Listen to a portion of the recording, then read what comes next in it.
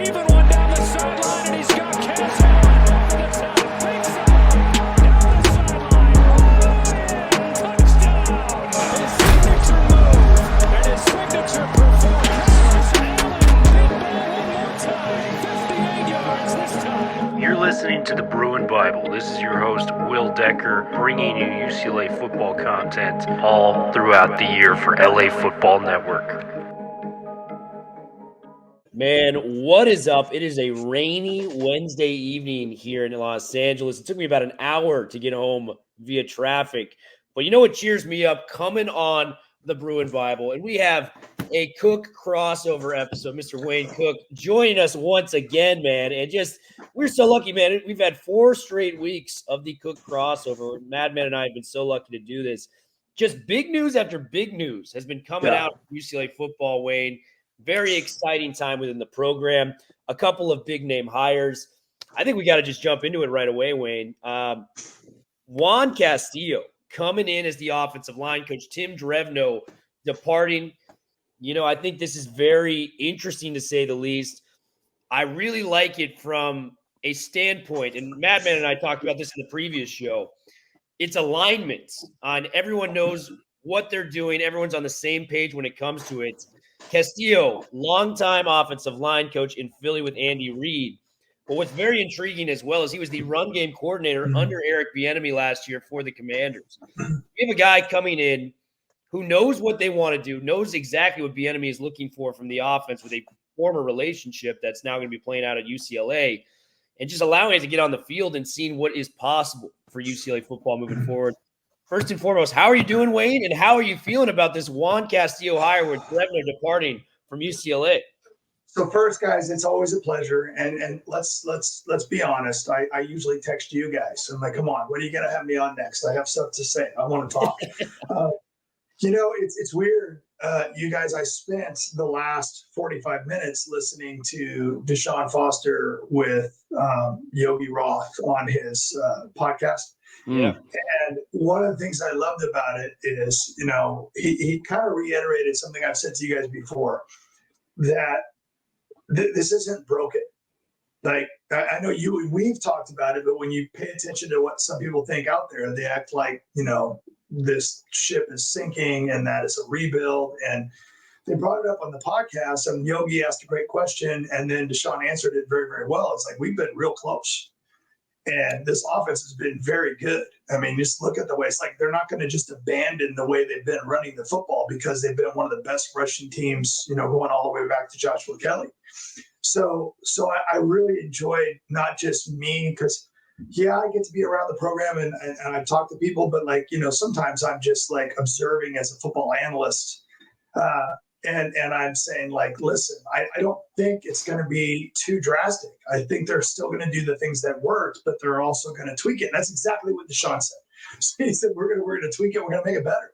Because, like, I think about this a lot, that, you know, the difference between winning championships. And I just heard, I think it was Coach K that said this. Like, he said, well, what's the difference between, like, a championship or whatever? And he goes, like, one play. And I went, oh, so good. Because it comes down to that so much. It's like there's this moment in championship seasons where you have to make that play. And that's the difference between you winning it all and ended up with 9 wins.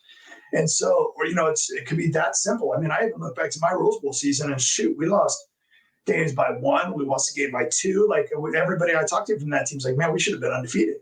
But there's a couple of plays here and there that cost us in those games. And it's like, man, it's like, that's how close it is. So I love hearing that. So then you fast forward to your question.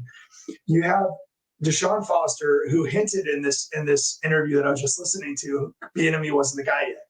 He just said you'll be excited about it. So that was kind of cool to hear that. And then you go out and it's you want to have people on your offensive staff that really know the system really well, that can help, especially if you're implementing some new things. And so Juan Castillo is also a coach, by the way, has a ton of experience. And we're a fairly youthful staff at this point. Like, you think to some of the more recent hires, like Deshaun, I believe, is only 44 years old, right? So right. 44, 45, I think Coach Thomas is fairly young as well. And so, like, the idea is now you bring in a guy, I believe Castillo's like 65, I'm guessing. Older guy, but a lot of experience. And he's been around for a long time. And I think people, like, we get excited about the youth. And I think you guys might have said this on social media, something along the lines of the youthful, like, ability to recruit. And I agree. I agree that matters. Like, when you have coaches that aren't so far removed from the current athlete that they can relate to a little bit, I think that adds that, like, fire to recruiting. But then to also have those coaches on your staff that have kind of been around, that have been there and done that, and have coached at all different levels and all types of different athletes. And I think you can learn from that too. So I love it. And I love that he was with the enemy. I love that. And I want to say this too, and I think this is important. Whenever we lose a coach, whenever a coach moves on, and I also appreciated this about Chip Kelly and Ohio State, saying, I think, nice things about Deshaun. And I think that Deshaun, when he talked about, Coach Kelly, he was the first one to say, like, this isn't broken. We're going to add what I can add to it. But we've had a good culture. We've had good things going on. We're just going to share that. So I love the hire. I also have to say this too, because whenever I want to come on with you guys, I think about a million of things I want to say. But I'm not one of those people that believes that there's only one good hire for every position. I literally think that, because, like, too many people online, like, they pick their lists, and then if and I know I said this before, but if you don't go off of their list, there's somehow this is the wrong hire. I think the right leaders bring out the best in the hires, and I think there's a lot of good coaches out there. And I think if you have a coach like Deshaun Foster, who talks about, like, one of the things he mentioned at the press conference and in the interview that I just listened to is he wants the players to have fun, and he points out that they're gonna work harder when they're having fun. And I totally wholeheartedly agree with that. I really believe that if you love playing football, if you love working out, if you love being on the field, like, if you ask anybody that I played with, like, we laugh and we tell a lot of funny stories, because when I was in a good mood, especially, I wanted to have fun.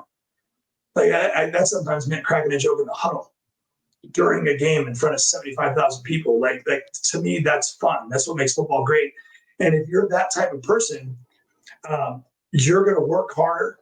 You're going to have more fun doing it. You're going to create better relationships, which is going to help the team bond and all that good stuff. And so, anyway, great coaching hire. I think it's a good fit. I love the time with Bieniemy, and I also like the experience, because I think that you have to have that good balance going forward. No, that's great to hear, Wayne. And there's a second part of this equation in Robert Thomas. And so, yeah. Wayne, what are your thoughts there? Obviously, having to replace Ken Norton Jr., there was a lot of conversation, the energy, the NFL experience, the passion, the culture change. And here you bring Robert Thomas, who shared the field with Deshaun from 98 to 01. They were freshmen together on that iconic 98 team. He's also coming from modern day. There's an opportunity to take some of that SC pipeline in terms of high school recruiting. So a lot to like there as well, Wayne. Another Bruin, another individual who's young and hungry and motivated, and another one who can kind of speak to the passion and the relatability of the modern player. What do you think about Robert Thomas? So there's a lot of good stuff here. I'm a huge fan. Like, it's so weird, because, like, as a player that had just graduated, like, I was, my last year was 94 season. But there's connections between that 98 season and my season. Some of the freshmen on my last year were some of these guys' freshman years. So I feel like I know some of these guys. But my first year broadcasting UCLA was 2001. And I don't want to bring up bad stuff, but, man, that team was like, I want to say I didn't look it up, but I think they were like 6-0. I think Deshaun Foster was, like, literally on a Heisman tear. Like, he was blowing it up. And if you watch those games, I mean, I know Deshaun Foster was in the backfield, but I swear to you, number 8 on defense was in the backfield freaking all the time. That guy was, you'd look up and you go, how did he get there so fast? He was as good at reading defenses and knowing how to get to where the ball was going as anybody. And I remember being blown away with how good he was. And I was I had a chance to share those exact thoughts with him at the press conference. It was just so weird how this stuff's all working out. So I'm doing the press conference and I'm sitting there and there's this really good looking, well-dressed, like, you know, and I'm like, dude, you look awesome. I'm like, I could wear those pants. And I was teasing him about what he was wearing, but I was also talking about like him and Eric Kendricks. And I know that Eric Kendricks just got released by the Chargers, and Eric Kendricks is one of my favorite UCLA players of all time. I mean, he's so good. But he reminds me of Robert Thomas, the way they read the defense. And so when I start thinking about a coach, and listen, we love Ken Norton, and I wish him the best. And he was great at UCLA, and we're going to miss him. He was a very good coach. But if you're the type of player that knows the keys and has those kind of instincts and knows how to read defenses the way that Robert Thomas does, it's going to be hugely beneficial to because I don't think Robert or Eric Kendricks, the two that I mentioned, are going to, let's just say, go to the combine and wow you with how fast they are or how high they jump or whatever. I'm not saying they're not great athletes. But the most underrated part of being a good athlete is your mind. And I think in all sports, we neglect this so much. And if you're 1, 2, 3 steps ahead of the other guys on a regular basis, I played with a guy, Donnie Edwards, who was like that. He kind of always just would sit over there with a stupid smirk on his face because he kind of knew what you were going to do before you did it. And I love guys like that. I think Robert Thomas is that guy. And if he can find a way to share that wisdom with our very talented linebacker core, because another thing that came out in that video is Deshaun does not think the coverage bear at all. And so, like, and if you look at our linebacking core, we got some dudes. We got some guys that can play. And so, like, I get excited, and I also get excited about the fact that those guys played in a Rose Bowl. They went on. They beat teams like Alabama when they played. Like, I mean, we won some big games with those guys, and it's like, my gosh. So I'm excited about that because I'll go back to the press conference because those guys know what it's like to play in the Rose Bowl at a time when the Rose Bowls just happen, where it's absolutely like when I was being recruited, I went to every Troy Aikman game his senior year. And I'm telling you guys, all of you fans out there listening right now, we need to make that happen. We need to make the Rose Bowl. Stop listening to the negativity. Stop listening to what could go wrong. And just imagine those days. Just imagine how much fun the Rose Bowl was. And I don't care. I would love it if we would. I'm serious. You know how we have the student section now in a different place? Would it be cool if at one of our games, and I don't care if the administration is listening to me or not, but if some cheerleaders or yell leaders or whoever walked out and one of them had a U sign and one of them had a C and one had an L and one had an A, because I don't know if you guys are old enough to remember this stuff, and man, I used to love hearing that crap. U, C, L, A, and it would go around the whole stadium, and they would do it for a while. And I know it's old school, and I know it's not playing stuff over the loudspeakers, but it's getting the fan base involved. And when that place is full and you're doing stuff like that, it's college football. It's college football. So I know those guys know what that's like. I think we should start practicing at the spring game, right, guys? We should just make that like a thing. Let's go have fun and start practicing what it's like to be, what UCLA should be. Yeah, Wayne, so many good points on that one. And, Madman and I talked about this in the last episode too. We are just in a lucky position where we have former UCLA Bruins that bleed blue and gold that are selling the program now. And there's a difference to that. It's people, a lot of the college coaching profession is transactional. Coaches that want to move on, move to different places. But when your dream job is UCLA, like Deshaun Foster, you're Robert Thomas, who played your former Pac-12 Defensive Player of the Year, that stuff matters. You know what I mean? When you're selling your home where you grew as a player and as a man, and it made you in a lot of different ways.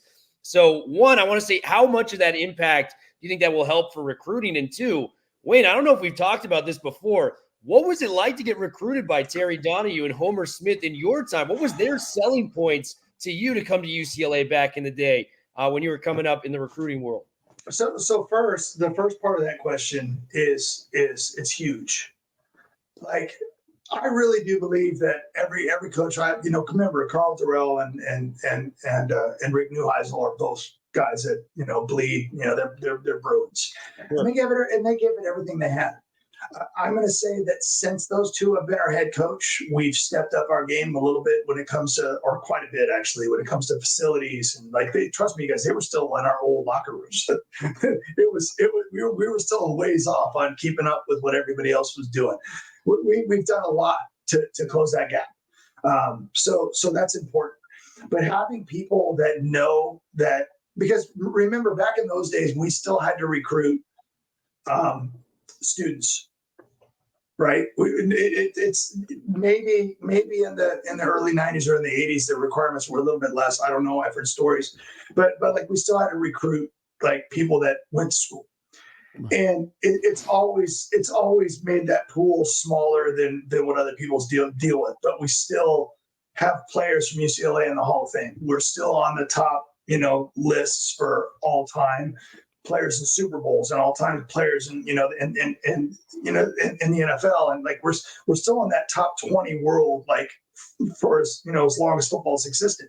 So Yes. so like we found a way, and that even though, like you mentioned, Terry Donahue, even though we didn't always win every year, we were never more than a year or two away with a top 10 recruiting class. And we used to get a bunch of those from being right there. We were always there. I always argued that we were never deep enough to afford to lose too many players, like some of the behemoths that are out there that could recruit, everybody. But if we had our guys stay healthy, we could win. And I still think that's the case. And I will always believe that. I believe that in the last few years, even recruiting high school at the level we have, and we could talk about the transfer portal, which has been very, very good. But like even at that level, we've been close. I think I said this the last time I was on with you guys. We beat the team that won the Pac-12 the last 2 years back to back, just 2 years ago. So like we can do this. And I think having people that have actually experienced that and have been a part of that and have seen that, and I think that I just think it's huge. I think it's absolutely huge. As far as like my world, you guys, like you have to understand that when I was recruited for UCLA, I was the 80s were like an amazing decade for Terry Donahue. I mean, this is going to sound really weird, but you had a good decade when the Troy Aikman seasons are a disappointment.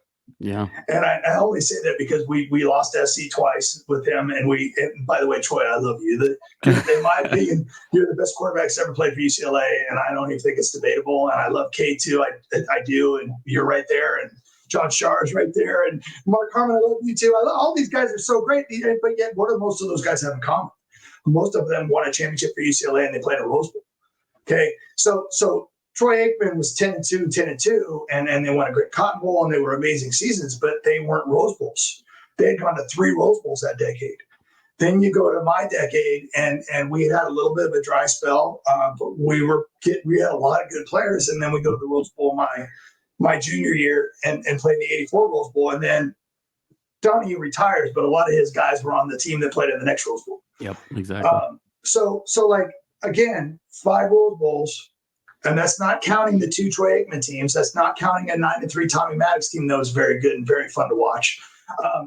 We had other good teams in there, but we were always knocking on the door. I've always believed that we need to get back to where we're knocking on the door.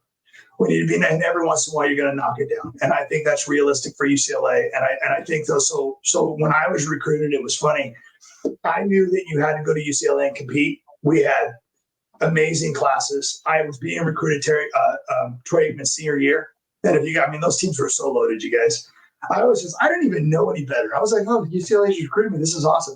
I did USC games that year too. I won't lie. I was recruited by them also, but I saw myself more like, I want to be like that guy. I want to be like Troy Aikman. I want to be around this team. And so it was cool. But literally you guys, we were so deep and so good that when you showed up, you had me, Coach Homer Smith used to, Cook, you're on the hind tit. That's what he told me all the time. Like, you're on the hind tit. I was like that little runt, in the back trying to get some milk. And he had these weird sayings, and I know that sounds weird, but he would say that stuff, and I'd be like, I'm like 18, 19 years old. Go, what the heck does that mean? I didn't even know. I was like, I don't even know what you're talking about. And so, it was just hard because UCLA had so much talent. Everybody was, I don't know what the stars were back then, but everybody had them. We had great players everywhere, and I was sitting behind, Tommy Maddox was a big time recruit. Bert Emanuel was a big time recruit. Jimmy Bonds out of Hart was a big time recruit. Like, we had nothing but really good players, and you had to work your way. And the 80s guys always talked about it. Like, if you were Norrie or Neuheisel or Bono or Matt Stevens or Jay Schrader or any of those guys that played in that era, man, they were scratching and clawing just to get in a game. It was so competitive. So that's kind of what, when I think of UCLA football, I just think of like, that's what we need. And I actually think we're closer. But I think Deshaun and Robert are two people that were kind of right at the end. Is that bad to say? I'm not trying to insult anybody, but it was kind of like, Toledo kind of went the wrong way after that. Which, by the way, I think his last year didn't they go like 8-5 when he got fired? Yeah. I want to say it was like, so it wasn't terrible, but remember, we expected more. Right. We expected more. So I would love to get back to that world where we're knocking on the door. And I hope people truly believe. I hope people truly believe that can happen, because it's going to take all of us. No, Wayne, it's so well said. And kind of that walk down memory lane to sort of tie it back to Robert Thomas and Deshaun Foster. You mentioned those great teams in the 80s, the teams in the 90s, the 5 Rose Bowl appearances, some of those teams that flew under the radar. That Tommy Maddox year was phenomenal. Oh, so good. And I think the one team that's so underrated in the history of UCLA football, and you mentioned it, was that 2001 team, because that was the team that started 6-0, number 3 in the inaugural BCS. Yes. And then everything kind of went undone there. But think about the non-conference, Wayne. They beat Alabama and they beat Michigan, both in the Rose Bowl, both sellouts. And you think about kind of the context of that now. And you talk about 6-0, and then that was the year that Deshaun had his 301-yard, 4-touchdown game against Washington. I mean, we were rolling at 6-0. And it was just a remarkable time. You know what? It's interesting. And in my years, playing Nebraska, playing Tennessee with Peyton Manning, playing, Michigan. I actually missed Michigan game. My very first year I could travel. I didn't get to go to Michigan, and I still am grumpy about that.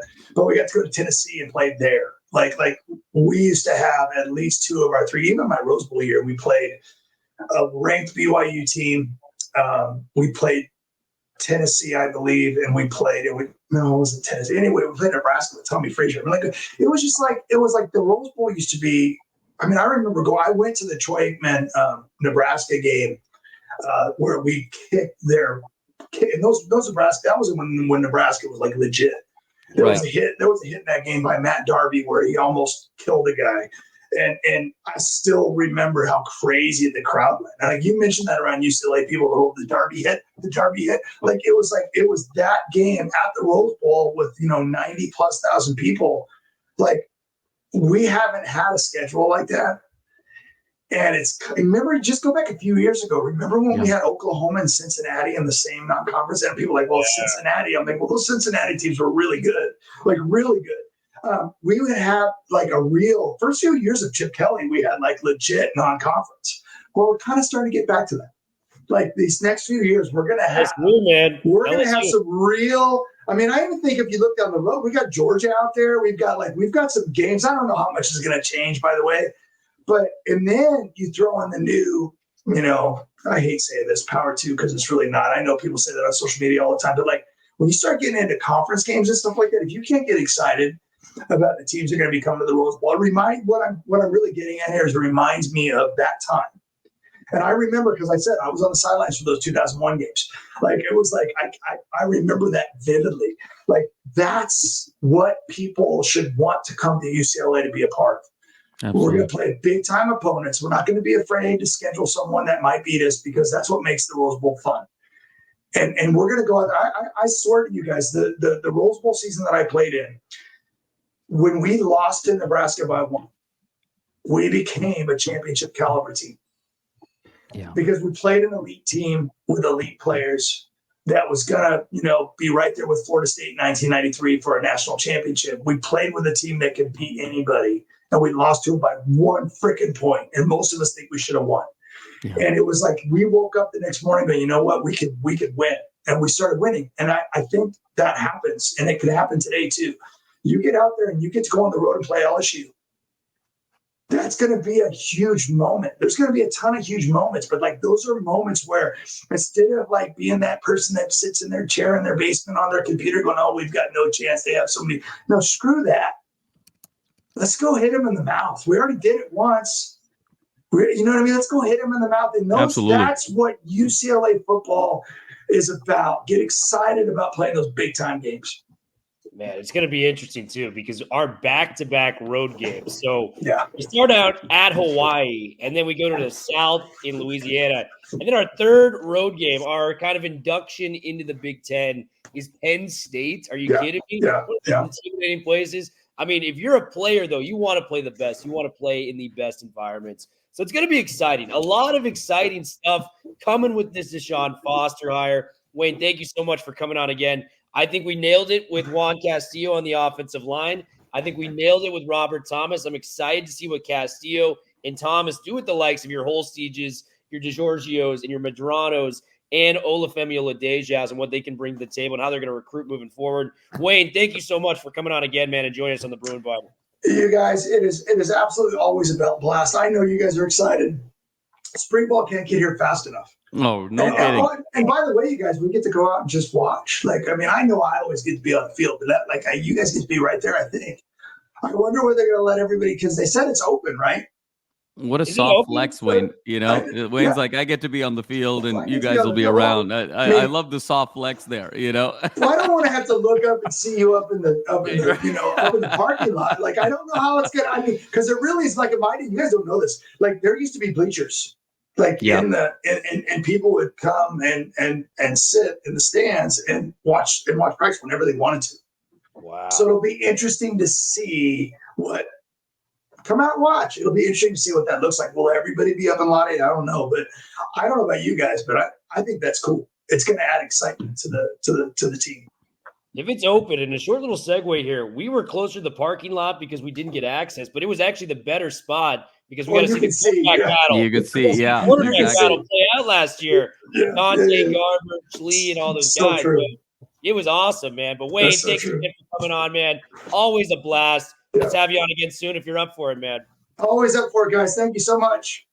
Take it easy, guys. Bruin Bible, we are officially out. Stay tuned for the next episode coming very